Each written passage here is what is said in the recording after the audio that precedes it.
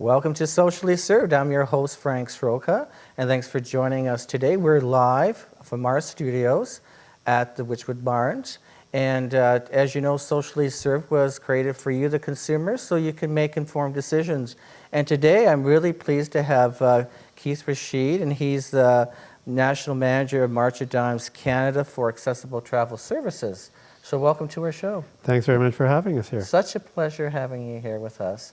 And when I was looking at your information, what really caught my eye was, a venturous calling. I love that phrase, a venturous calling. So maybe you can tell us a little bit more about your programs. How did this all start? Yeah, absolutely. I'd love to. So March of Dimes of Canada as an organization started approximately 65 years ago with the mothers marching to look for a vaccine for polio. And since then, it's evolved to be much more than that. And my portfolio involves accessible travel as well as recreation and transportation. And Adventurers Calling has been a motto of ours where we surveyed some of our constituents to find out what were the different opportunities for independence that they were seeking out. Right. And many of them told us that one of the things that they wanted us to look into for them was the possibility of exploring the opportunity to travel after their disability. And that was really the start of the tagline, Adventurers Calling. Great. And then obviously there's lots of challenges that come with accessibility barriers. Right. And then enabling them to kind of be able to navigate and enjoy travel. So how does one go about, do you source these travel places? Do you how does that all start? Yeah, so my background has been in travel and tourism before I joined March of Dimes Canada. And they approached me to explore the possibility of creating these travel opportunities and recreational opportunities for people living with disabilities. And we know that in today's world, traveling can be sometimes challenging and daunting for able-bodied. Yes. So you can imagine some of the barriers and the reluctance with people living with disabilities, a tendency to shy away from thinking of having to navigate through airports or, God forbid, how am I going to get onto an airplane if I'm in a power wheelchair or scooter, going to a destination that I'm not familiar with, and am I going to be able to get around? Will the needs that I have be met? So our role in my department is to do a lot of the research, look at the logistics and the organizing of these travel trips, to meet with the individuals that express an interest to understand what their specific needs are. And after doing an intake assessment, being able to go out and talk to vendors and suppliers, whether it be transportation, accommodation, restaurants, excursions, and to make it possible that once our clients and consumers do come on one of our group travel opportunities, they are comfortable and know that their needs are going to be looked after. And it's our role to try and minimize or do our best to remove those barriers and that reluctance to travel again. So do you have set destinations that people travel to? So we've done a lot of traveling from East Coast to the West Coast of Canada. We've gone as far as places like Alaska and Hawaii, throughout the Caribbean and Mexico. And our constituents and our staff now have developed a model that says where there's a will, there's a way. Good. And so, we're starting to get some traction with that. Good. And a lot of our clients are starting to believe in their abilities. And so we constantly hear nowadays, how about here? How about there, Keith? Could we go, across the ocean or across the pond and go to Europe? We've had the pleasure of going, we've just had the Winter Olympics in Korea. We went to Whistler for the Canadian Olympics, the Winter Olympics, about 8 years ago. So, yeah, we're slowly starting to expand our horizons and try and make sure that people's bucket lists, as they say, are sort of looked at, and whatever opportunities we can create for them. That's really exciting, very, very exciting. So, so if they come, someone comes to you and says, we really want to go to this, say the Caribbean, or be it England, or I always want to do this kind of tour, and it hasn't been laid out yet. So where do you start with that with the vendors? How do you deem something accessible? What are the logistics involved? There's a lot of logistics involved. Absolutely, Yeah. and we've learned the hard way that sometimes when you take for granted, because accessibility means different things to different people. Absolutely. And although there is legislation through the AODA and ADA, there's also challenges and barriers. So we've learned that we've got to do our due diligence. It's not enough to just call a vendor and say, hey, is your hotel accessible? Or Right. is your restaurant What does that mean? wheelchair accessible? What does Right. that mean? So we quite often have to go ahead and scope out the properties and make sure that they understand what our needs are and that they're able to meet those. Or if there are barriers, then we will continue to build a relationship to help them understand what our needs and what our clients' needs are. So it may not be something that we'll be able to do just right away, but we'll continue to monitor that situation. So we have started getting in an appreciation from a lot of our suppliers of what our needs are, be it the airlines, be it ground transportation and hotels, and slowly we're making great strides there. So it's a big education piece too, right, on behalf of the individual who's going through the process, on behalf of the vendor, right? So there's an education piece there to being accessible. What does that mean? How does the group be able to navigate all the different locations? So there's a big education piece there. But what about individuals who are not quite sure they're ready for travel? They have that inkling. Is there like a program, like a day program that you also facilitate? Yeah, so our recreation program offers many facets to travel. We do have what we call our day trips or our out trips, where someone who's not quite ready to take on a journey for a week to Mexico, for example, they can come out with us to various different events. We go to theaters, we go to multiple sporting events, museums, for examples, on cruises, whether it's 1,000 Islands or Niagara on the Lake. And then they progress on to other opportunities, which might be some of our summer or winter wellness weekend camps that run. And then once they become familiar with the staff and the support that we provide as an organization, it leads to bigger and better things, and an ability to be confident that they can rely on us as an organization and as individuals who've done the due diligence, so that it removes some of the apprehension that someone may have living with a disability and thinking about traveling. So and I'm just going back now, so that's fantastic. So you kind of ease into the process, which is great. So as a person who would like to travel, what things should they consider themselves? What things should they be looking for in terms of like a hotel, to having it accessible, or traveling by train or coach, or what tips do you have for that? Yeah.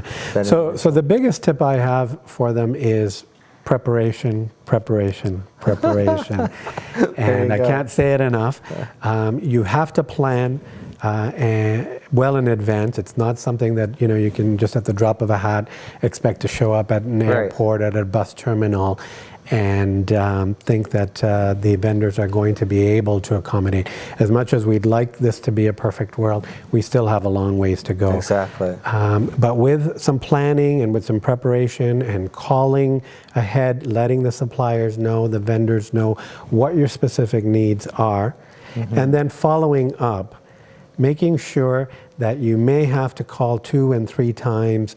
I've had some examples, unfortunate ones, where clients or consumers have expected that when they get to a hotel, They've been told that there's a wheelchair accessible Right. room, and then all of a sudden in the lobby to access the elevators will be 2 or 3 steps without a ramp. Right? Or they've got to go around the whole building to the back in order to access it. So there might be ways around certain logistical problems, but it's things that unfortunately aren't top of mind for the able-bodied world.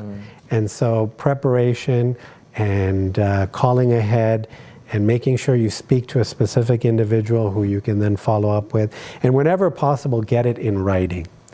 So if you have a piece of paper when you show up at a hotel and they say they've given you the accessible room away, Right. or whatever the challenge may be, you have someone to turn to. Right. Because quite often, staff at the front desk may not be familiar with your specific needs, but if you take the step to call the hotel directly, ask to speak to the hotel manager and get their name, follow it up with an email confirming and reminding them a day or two before so that it is top of mind, I think those are some of the steps to success. Okay, these are really good tips to know, and I guess through experiences is what's happened, right? Yeah. I guess, do you have other programs that you've mentioned too? You mentioned the day program. Is there any other particular programs, the summer program? Do you get youth involved?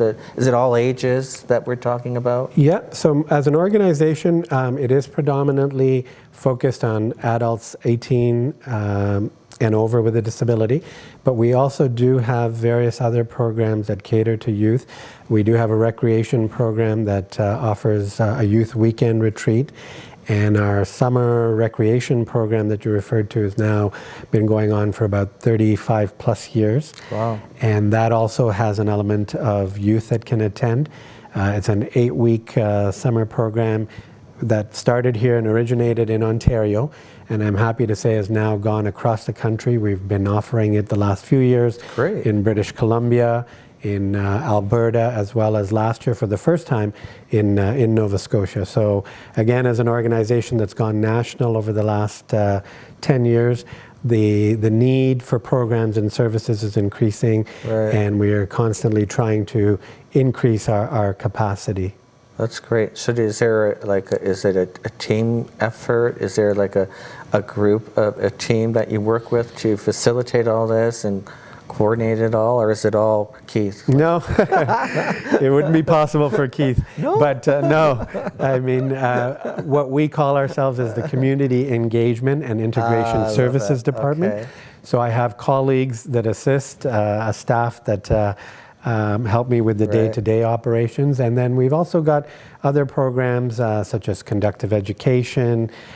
We've got a designability program and many of our peer support programs. So if there's an individual out there that requires assistance or would like to look at opportunities, in our day programs like the LIFE program, they're welcome to contact me or March of Dimes directly. We have the information on our website. They can email info@marchofdimescanada Okay. to ask about an individual program or just topics and questions in general that we might be able to steer them. And we're live on Facebook as well. So at the end of the show, what we'll do is we'll put up that information. Excellent. So people can call in and keep you and your staff busy doing more travel. Happy to hear from them. Absolutely, that's what it's about. So there's one thing I have to also kind of distinguish too. You're not a travel agency, you're a travel provider, right? So what's the difference with that? So a travel agency would be able to assist with individual reservations. So someone who needs to go on a family vacation or needs to get from point A to point B, etc., they would need to engage a travel agent for that. Ours is based on group travel, and our groups can range in size anywhere from a small group of 10 people going to our next trip, for example, to Las Vegas and the Grand Canyon at the end of the month. Oh, that sounds good. Yeah, to as large of a group as about 35, 40 people that we've taken to Alaska and Hawaii. But so we look for opportunities for group travel, like-minded people who then get to socially integrate and meet with each other and develop support mechanisms. One of the greatest stories that makes me proud about our program is a young gentleman who finally accepted the challenge of where there's a will, there's a way.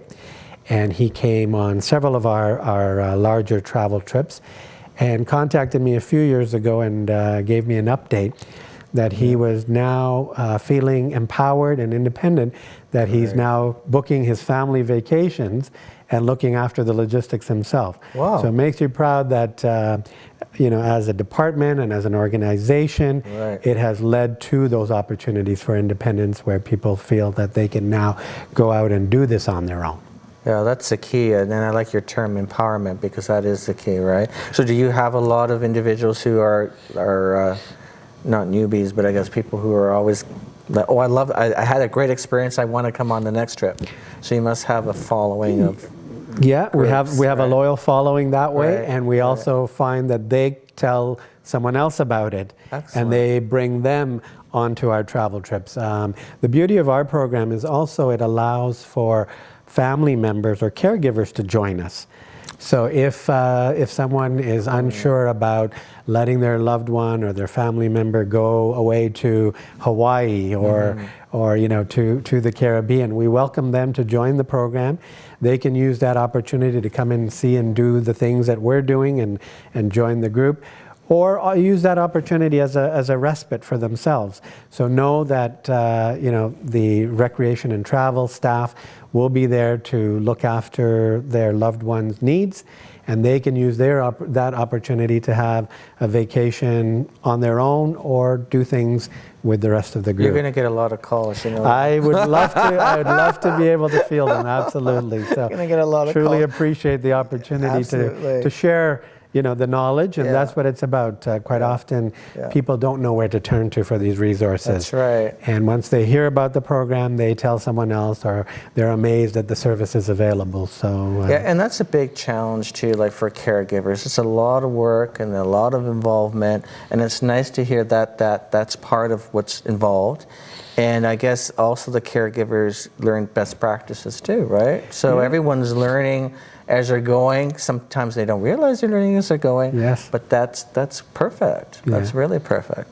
And we talked about success stories, so I love that. So what would you like to, is there any information that you'd like to tell our viewers that they should know about in terms of contacting you, or any new programs that are happening? Is there new things that are happening? It sounds like things are really percolating, things are going in the right direction, you're getting a good response. Is there new programs on the horizon or things that you'd like to tell our viewers? Well, yeah, absolutely. We're always looking for feedback and to grow the programs. So quite often we hear from our constituents about where they would like to go and what are some of the other things out there in the community that perhaps we're not aware of. And so they're coming up with ideas, sending us emails, doing, you know, giving us feedback in terms of surveys at the end of the trip. Quite often on the day trips, we ask them, you know, where would you like to go next? And they come up with fantastic ideas about things that are, like I said, on their bucket list or things that they've dreamed about.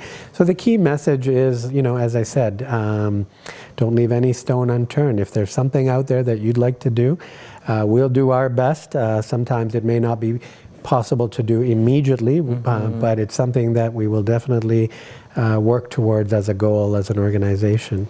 So when you're getting feedback from the community, is it like, do you do focus groups, or how do you get all that feedback in, and how do you assess that feedback? Yeah, quite often we will have focus groups. We will go out into the community, into rehab centers where we're asked to make presentations, or at conferences. And that's when people will take, you know, our business card or take our brochure information and then get in touch with us. So we do our best to try and make sure that through our outreach, people are aware of the programs and services, and they can contact us directly. And I like that term you used, the bucket list, right? I mean, we all have a bucket list, and now you're making it a reality to do the traveling, right? That's right. That's terrific. I love this. This is great. You have such a passion for what you're doing. I say our terrific. staff have a reason to get out of bed every morning, and it's the smiles that we put on people's faces at the end of the day once they've had the experience of whether it's a day trip or a week-long vacation. So it's definitely something that we're very passionate about and enjoy. Fantastic. This is a great initiative from March of Dimes Canada. And I'll urge you, I'm going to maybe put out some information at the end of the show, but you want to give the website address again or a contact? Yeah, absolutely. So March of Dimes Canada is marchofdimes.ca is the website, and you can email me directly. It's krashid@marchofdimes.ca. And on our website is a list of all of our programs and services. And if you tab down, you'll see recreation and accessible travel services, which will give you a calendar of events, a list of all the programs and services, and all the phone numbers and emails to contact me directly if they wish. Excellent. Well, Keith, it's been a pleasure having you on our show. Thank you very much for the opportunity. Yeah, my pleasure. And thank you, viewers, for joining us on Socially Served. And we hope to see you next week. And as we go, we'll have that contact information for you at the end of the show. And we may have a clip of programs and services, other programs and services from March of Dimes Canada. So thank you for joining us at Socially Served, and we'll see you next time.